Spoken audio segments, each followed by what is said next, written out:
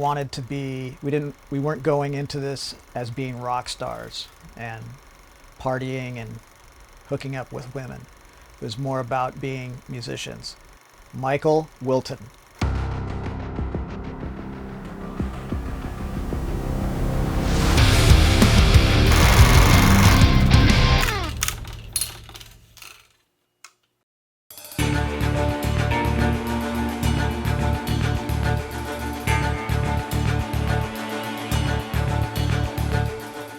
In those early days, very early 80s, we all had a mutual admiration for the music that was coming out of Europe and the UK. So we would spend our afternoons at the local record store going through all the import records. And that's, for me, that's personally how I got in kind of the dual guitar layering, because we were listening to Iron Maiden and Judas Priest and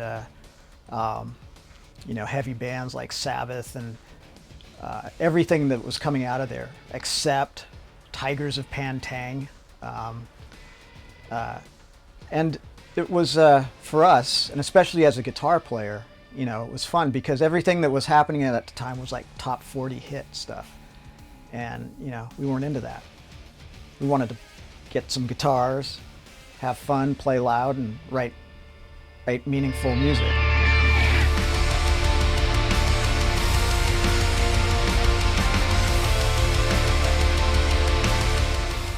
We all had day jobs. I actually employed some of the guys, and we would do the first EP at Triad Studios at graveyard hours. And we recorded 4 or 5 songs and pressed a cassette and took it to a record store. The record store owner heard it and was blown away, and they eventually became our manager. And they shipped the cassette to this magazine in the UK called Kerrang, and they have this armed and ready section.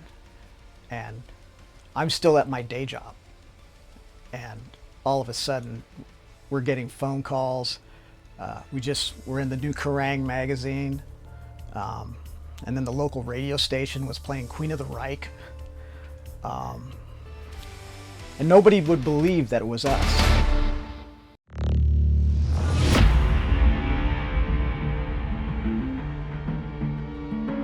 Our first 2 shows in the Paramounts in Portland and Seattle with a band called Zebra. And we opened up for them, and that's really what got the whole thing rolling, because we had pressed the EP on our own record label called 206 Records, and I think we sold like 50 or 60,000 of them. It was crazy. And then that's when EMI came into the picture and offered us this super long record deal. And then you got to realize that we were like 19, 20 years old when this was all happening, and really didn't know what we were doing. You know, we just signed on the dotted line. All right, let's get on that tour bus and go play some gigs with Twisted Sister.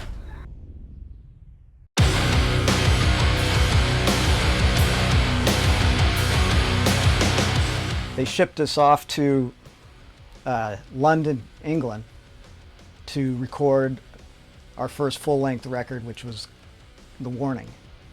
And here's a bunch of guys like 21, 22, 23, 24 years old, living in flats in London, having the time of their lives, working with a producer who just came off producing The Wall by Pink Floyd, James Guthrie. And, you know, we were definitely, you know, learning the biz, learning, you know, how it all worked. We realized we had to up our game. You know, we weren't as tight as we thought we were, you know, so it took some discipline and, you know, just learning the ropes of recording in the studio. But We had a great time. We recorded in a few different studios. We actually worked with Michael Kamen, who did the orchestration, and we actually got to go into Abbey Road Studios and watch him conduct the orchestra. And I believe that we were one of the last bands to ever see the old console with the big old levers, the big analog console. And I still have pictures of that, and you know, we had no idea, you know, how special this was all becoming.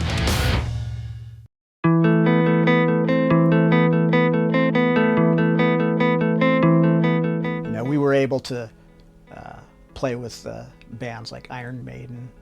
We played with bands like Ozzy Osbourne, Ronnie James Dio. We toured Europe with Ronnie James Dio, and that was amazing. You know, just he was someone that was very, you know, nice, honest, didn't play any games. We were the opening act, and we were green. We didn't know, you know, what was going on as far as this and that and the pecking order and all that. So, and he took care of us.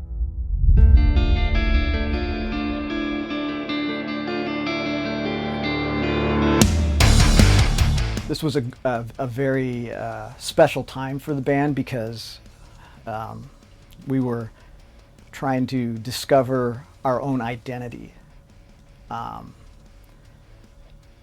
prior albums were a bit derivative of our influences, and it was really important on this album to show, you know, our personalities as musicians, and kind of stretch the boundaries of our box that we were in. It was a transitional time for us. After that, we parted ways with our record company management and signed up with Q Prime Management in New York.